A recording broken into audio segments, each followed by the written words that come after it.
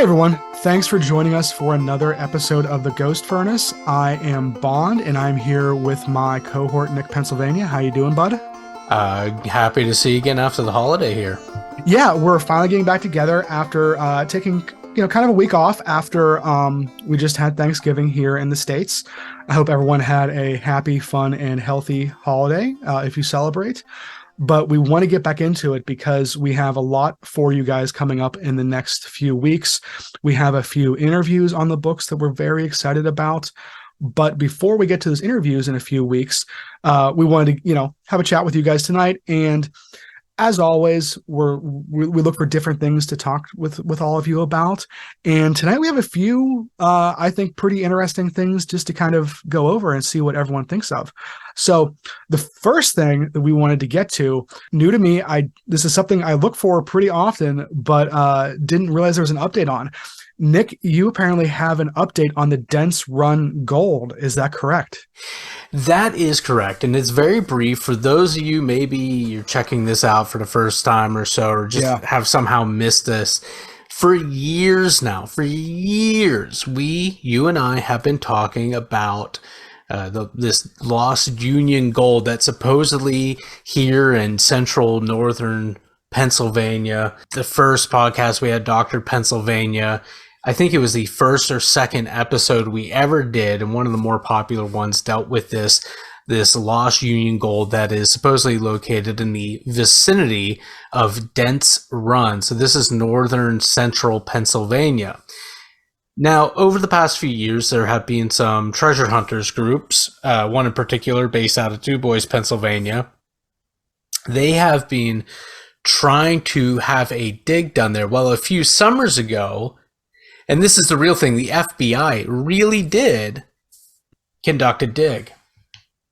Now, there was some vague secretiveness about it, which is kind of what you would expect from the FBI. Right. But my problem has been since day one, there is just no good reason to believe there's any truth to this story whatsoever. Not only because there is no such thing as a historical record to any of the names or any of the activities. There's no paper trail whatsoever. Beyond that, the story is identical to another one that follows the exact same route, with the exact same outcome, with the exact same variables of the wagons with false bottoms, with the same amount of gold, but is supposed to do with a pirate.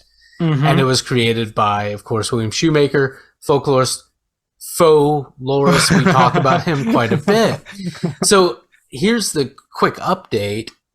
The treasure hunters based out of Du Bois, Pennsylvania, they are supposedly bringing the federal government to trial to disclose what, if anything, came out of the dig over in Dent's Run. Now, again, I was kind of impressed that the FBI got involved. I was a little disappointed because I would have figured that with the people, personnel, and access to records that they have, they would be able to see through the story. So that did give me a little bit of a cause for pause. Right. The treasure hunters are claiming that the FBI took something out and are keeping it secret. I don't know. It remains to be seen what, if anything, will come of this. I have heard it said that this is all really just a stunt for publicity of some sort. I don't know if I buy that, because the tenacity of these people who are involved is commendable, even if they're chasing after a shadow that is, Right. And that's the thing too, is like, I do really like the idea of treasure hunters, and when it comes to folklore, the idea of hidden lost gold is about as good as it gets. That's a classic. There's a payoff to be had. Right. Yeah. And there's a payoff besides just knowledge of the truth, which is cool. But yeah, one of the things, I don't know if we've talked about this previously. Are you familiar with the book that came out a few years ago, the fictionalized version of the Dent's Run Gold story? No, I'm not. So technically, my personal belief is that they're all fictionalized. Right. But it was because whenever it came out, I still might pick it up actually now that we're talking about it again. But I remember it said very clearly in like the cover and everything, this is like a fictionalized version, you know. But in that, I remember looking at the back of the book, it said that like they talked about the Pinkerton detectives and they mentioned secret societies and like all this stuff that was like pretty fantastical. But who knows, with all the folks that do believe in this, maybe they do have tendrils that reach into all those different areas. And I mean, who doesn't like a good conspiracy theory for something like this, you know, especially from that time period? Sure, but Yeah, I it's don't just know. fun.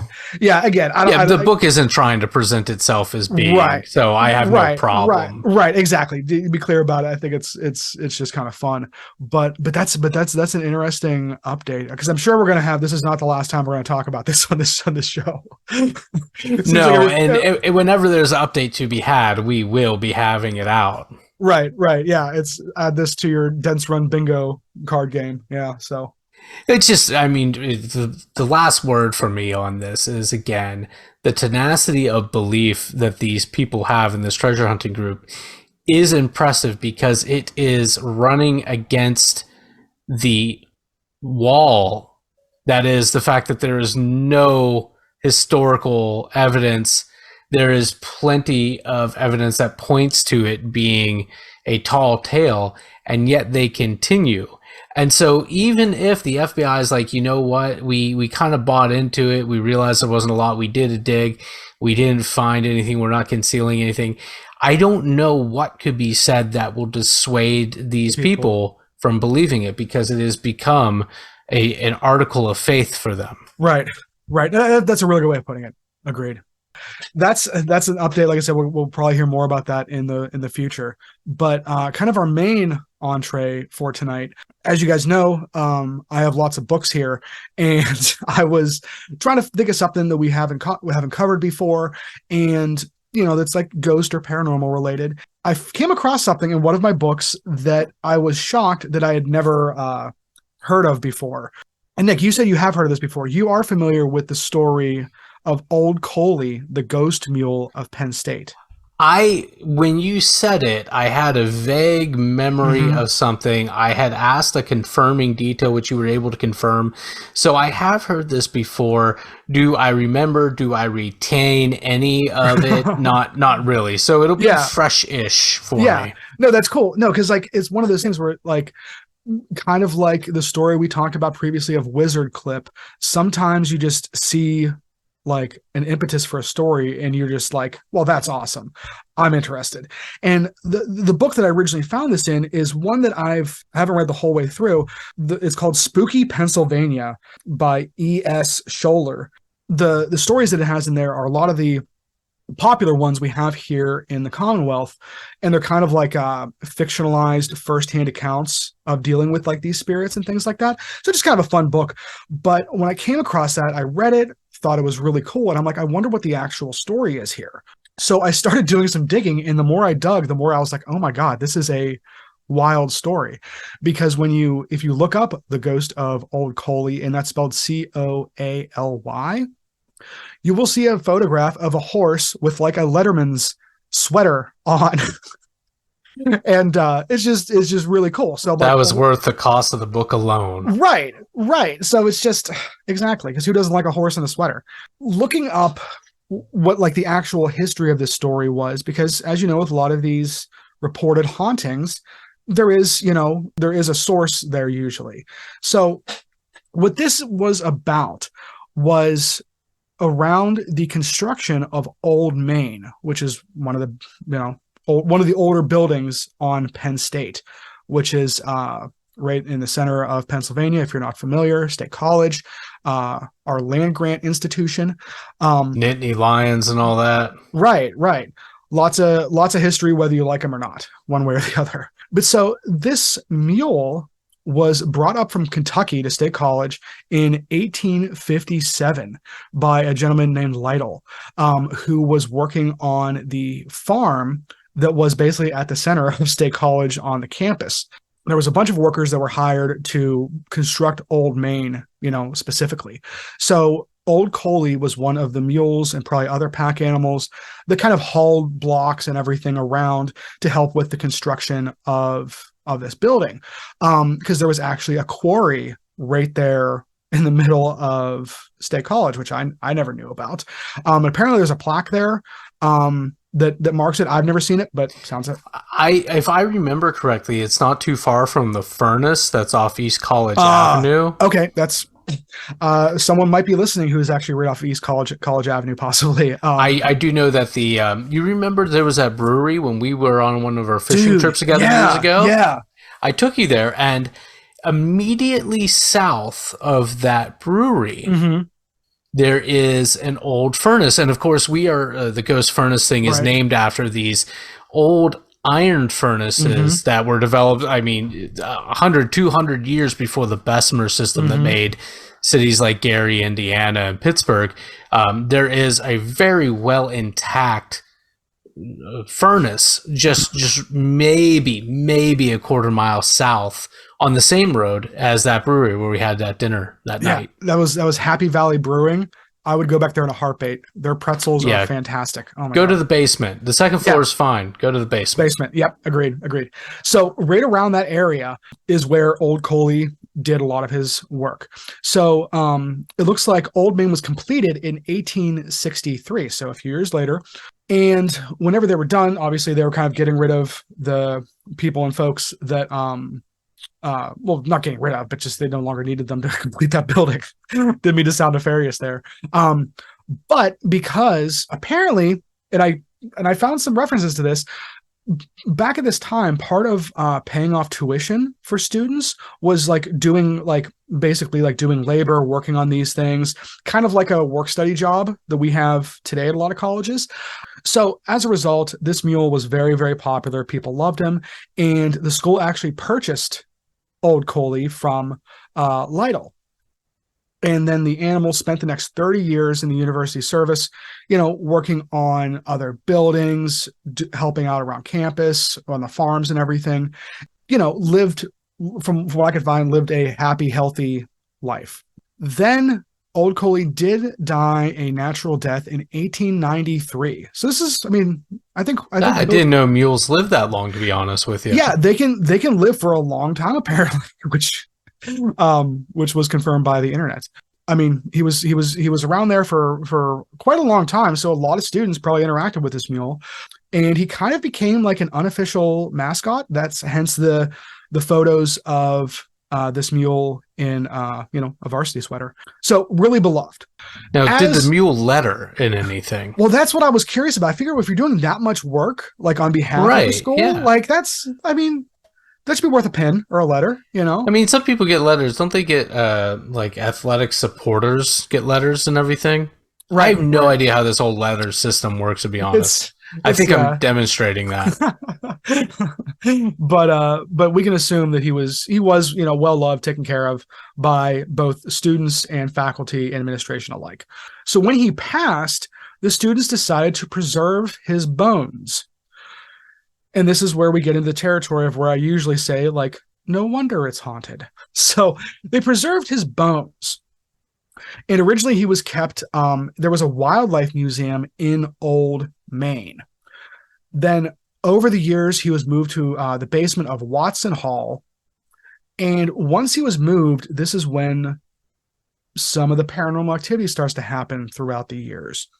Everything from people seeing this mule, wandering around the buildings, hearing the footsteps, and people heard, the baying of a mule at different times. That kind of falls into a lot of the folklore that we talk about, when you have these kind of hauntings, those are outside of seeing the mule. Those are things that people, report all the time. An apparition of a mule is pretty unusual, but hearing... Well, especially in an area, which... I have to go to State College quite frequently. I'll be back there again in January for a conference, and it's not a town that has a really big mule community anymore. Right. If you look at the demographics. Right. So the odds of someone hearing an actual mule from inside one of these buildings and mistaking it for a spectral mule which was not on my bingo card for this show. But people aren't going to mistake that. Like it's not like when you hear the sound that a mule makes, just like a donkey or a horse, they all sound pretty distinctive. Like you know what it is once you've heard it. I agree with that. You know, so people start having all these sightings and everything. And he was, you know, moved around a few times from Watson Hall. They have a veterinary hospital up there on campus that he was housed in for a period of time. And then on Penn State's 150th anniversary, so many years later, Old Coley was actually moved to the Hub Robeson Center. Robeson Center. I always say Robinson. It's Robeson Center. If you've ever been to, it's kind of like there in Slippery Rock. We had the student union and whatnot. I think most places have unions, and that's kind of what their version of a union was. But it's a big building. I was there a few years ago, and I don't recall seeing this. And I feel like if I would have seen an articulated horse or mule skeleton encased in glass, I would have remembered it. But apparently, it's still there. Like there's photos. So I'm not sure if anyone could confirm that. Please do. But I think this is kind of one of those stories where it's like we said, people aren't going to mistake it. So if there is actual paranormal activity happening, it's probably legit in that sense. But the folklore of people having like a haunted like unofficial mascot that actually you have the skeleton of, like that's pretty uncommon, I think. Yeah, I would say like you don't hear of like sports mascots being mummified or anything, after they're retired. Right. And I mean, we have been talking about mummified remains quite frequently on this podcast the last few months. It's a reoccurring theme, yeah. Yeah, like I'm always surprised that people keep dead things in places. I don't know. But obviously it's like a point of pride for these folks. And I think that's really cool on its own that like you have something that is so well liked. To get back to the haunting element of it, because we always look for the mechanics in these things, and is there more to the story? Is there, stuff behind what is always told? And in two accounts that I looked at, some of the examples, when they were giving examples, and a lot of these were older sources, it seemed like, just by how they were written, mentioned when they were talking about how beloved this mule was during its life, was mentioned kind of in passing, and you can tell with how the articles are written, they thought this was a good thing, mentioned how people would play pranks with the mule and take it and like leave it places, like on top of buildings, in the bell tower of the old main building, things like that. And it was like a funny thing. And that's kind of how it was written about. And maybe that's how it was sought at the time. But I read that and I go, you know what? Maybe this mule was really not into being part of these pranks, and there's a little bit of a vengeful spirit element going on here. So I wonder if what these people are hearing is not just a spectral mule, but an unrestful spectral mule. What do you think about that, Nick? I don't know. I think it's interesting if we think about when things are moved or when places are renovated, they say it stirs things up. So it seems like this was a mule there was some personification going on. For sure. And it sounds like the story contains elements of that, which I think I think that's pretty interesting. As you were talking about it, I seem to remember there was a picture book, which, if it wasn't about this mule, it was a very similar story. If I remember it correctly, basically, as a child, the book was something to the effect of this mule built a school, and when the school was built, the mule stayed and helped the boiler keeper bring coal down to the building to keep the boiler running and everything, and the mule stayed there even after the work was done. So even if it wasn't the story of this mule, it's kind of a similar story, So do we just come across a new trope? The helpful scholastic mule? Scholastic mule. Maybe that's it. I'm not familiar with that story, but it sounds like a great children's book. And I remember the picture more than just about anything else. Right.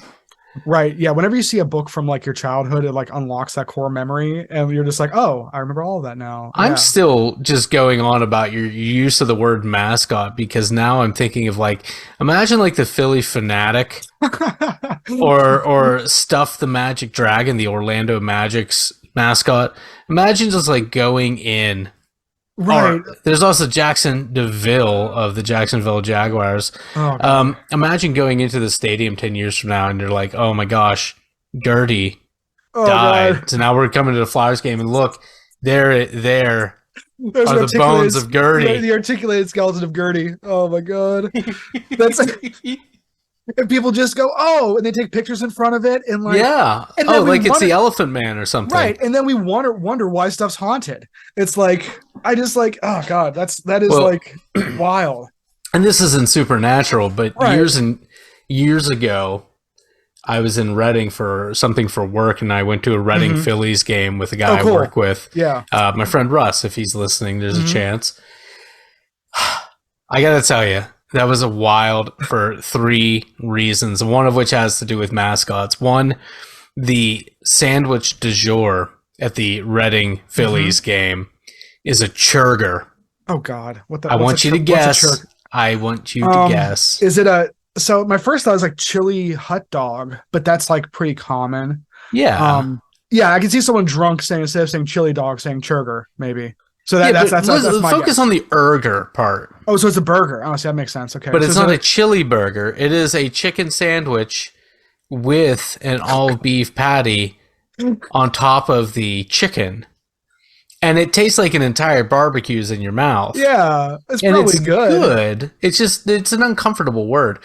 The other wild thing was on the first base foul line in the outfield, there was a hot tub.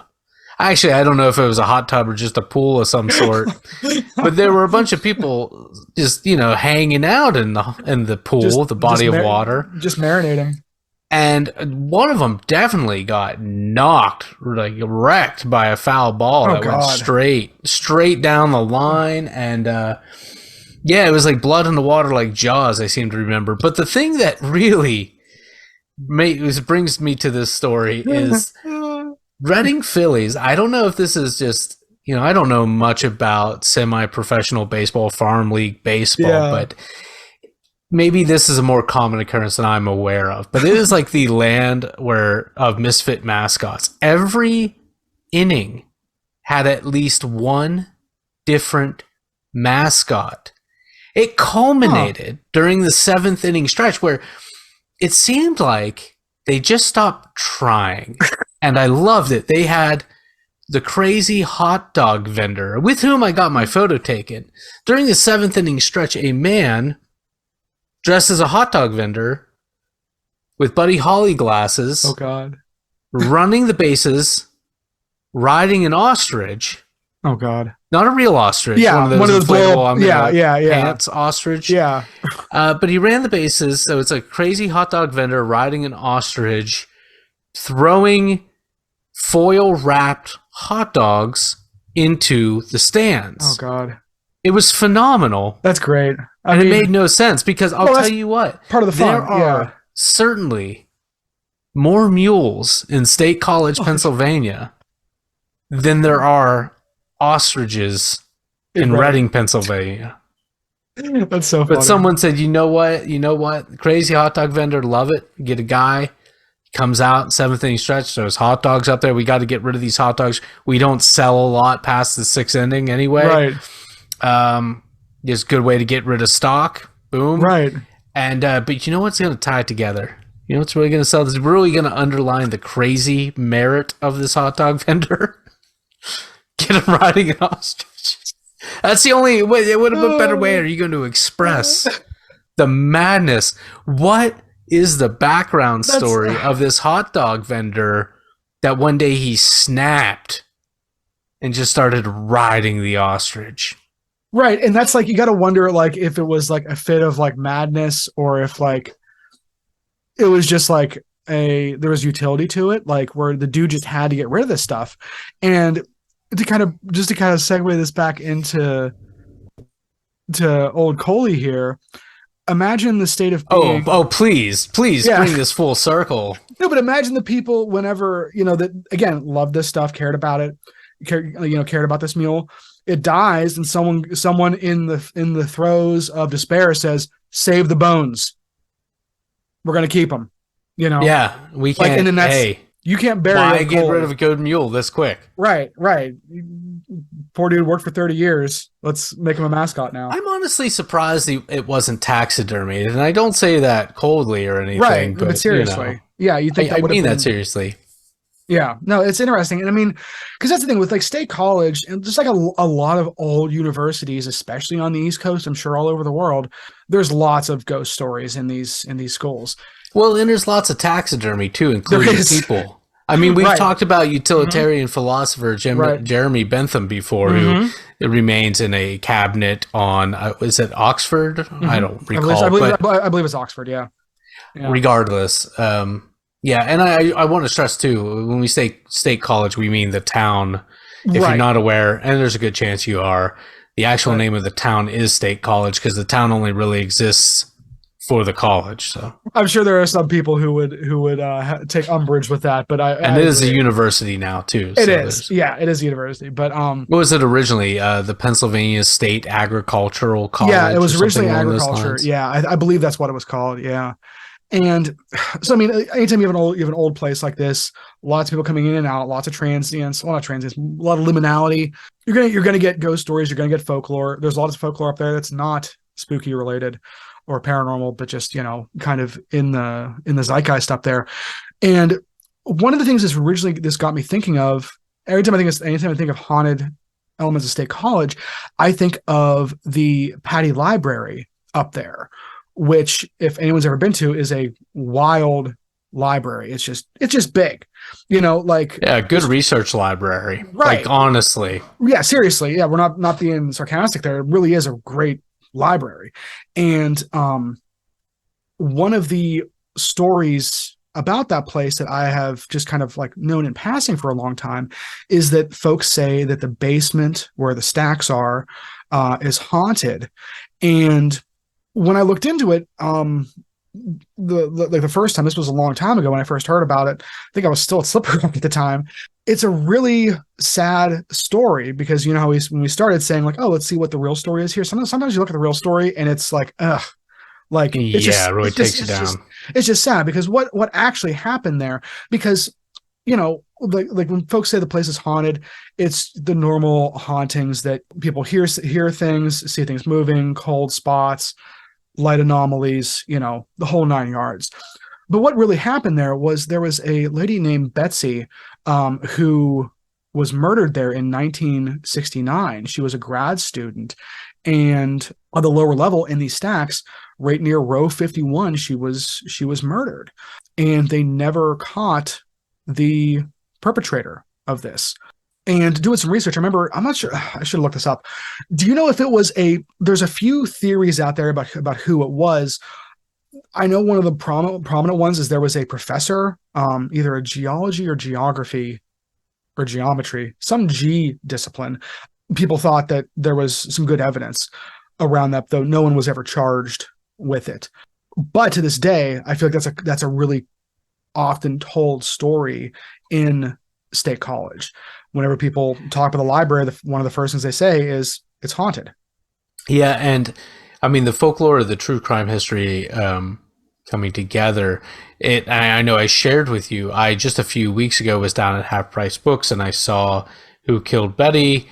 I picked it up. I've yet to crack it open, but I have been thinking about it for a while, which isn't saying much, but I should get back into that. It wouldn't surprise me that now, I mean, so many cold cases from the 60s and 70s in particular are finally being resolved because of, I know a lot of the genealogy websites that utilize DNA. I know the Golden State Killer, of course, was very famously recently positively identified after all this time. So if there's any physical evidence, I feel like it's only a matter of time, especially something these folk tales, this folklore can help keep that flame burning so that hopefully that day comes, because the really unfortunate thing is the people involved, the family and the responsible party are getting of an age, if they haven't passed on yet. So for any sort of justice, any sort of settling of the order of fact, the order of events, is going to be less and less likely as time goes on. Not that it'll Right. be, not that it won't be solved, but that anything will come to any sort of satisfying conclusion. I mean, Right. there's no way to package that neatly, but I think you understand what Right. I'm trying to get Right. across. Absolutely. No, I completely agree. And that's like whenever you look into this folklore stuff, anything paranormal, anything that's, haunted or interesting or weird, a lot of times this is kind of like the two polar opposites for me, like as far as where things can go. Sometimes you look into a story and you're like, oh, this is a fun story about a mule that lived a possibly at least long, but probably very happy life, and then has been celebrated and cared about and memory kept alive through the student body. And that's that's fun. And then you look into other ghost stories and you find out about Betsy Ardsma, and it's really sad. Usually it's somewhere in the middle when you look into this stuff, but this is kind of the extreme. And I think anytime you have a place that has like these extremes of emotion, it's worth looking at and remembering that, sometimes these things do get serious. They're not always fun. Well, and it's the fact of the matter is, so many ghost stories, so much folklore comes from tragic events. Right. So there's always going to be a close relationship between tragedy and this. There's always going to be Right. an overlap. I've always said that people that love ghost stories, paranormal things, tend to be people that love history as well, and it's tied in with their love of history. I think the people that there's another overlap in those people that are fascinated by true crime, not because they're fetishizing Right. crime, but because there's that overlap. Right. It's kind of the extremes of the human condition that draws people in for multiple reasons. And I think it's important whenever we're talking about all this kind of stuff that whenever you do have something that does have a history, no matter how long ago, that does start with tragedy, that's something you want to keep that in mind. Like, we do joke around a lot in this show and we have fun with this stuff, but it's I think it's important to remember that, and that's one of the reasons I'm not a huge fan of like true crime podcasts a lot of times, because I don't like the idea of turning some of those things into entertainment. Sure. But that's just kind of me being. I don't expect everybody to feel that way. The intent. I mean, with everything for me, the intent matters. It does, and it's the Don Rickles thing. Don Rickles, the famous insult comic, could say things to certain people that nobody else could, because how a thing is delivered and the intent behind it is very important. I've seen some things which are very crass with that, and really it puts me off. I coincidentally just yesterday I was watching a man speak about the Collinswood school fire, 1908, most deadliest school fire in American history. 100, I think it was 172 people, 170 which were children. This is right outside of Cleveland, and this is 1908. The parents, probably the grandchildren even of people directly involved are likely all gone now. I mean, even the grandkids is what I'm saying. And so here's a man who's like in his 50s, who's just an amateur historian. He's in the cemetery recalling some of these stories, and the guy's choking up. Right. And I thought, oh, that's beautiful, because you can forget that there's like a real person beyond the paper, and a real person beyond the time. And it's important to remember that. And it's important there's nothing wrong with being fascinated and entertained by like true crime. Yeah. And tragedy, because there is no story without conflict. And agreed. Yep. But it's entertain's kind of a weird word because we interpret it as like a joyous engagement.